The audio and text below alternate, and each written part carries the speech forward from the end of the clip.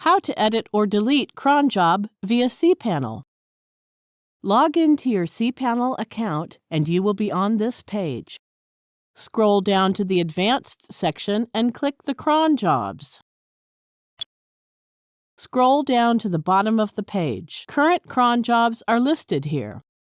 There is an Edit option in front of the cron job we want to edit. Click Edit.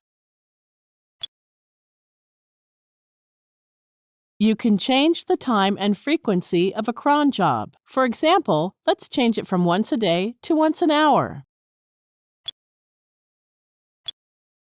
After making the required changes, click the Edit Line button.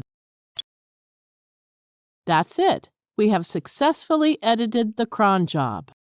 Let's see how to delete a cron job. Go and click the Delete button.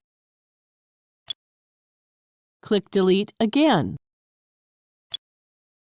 That's it. The cron job has been successfully deleted. Now you know how to edit or delete a cron job. Thank you for watching.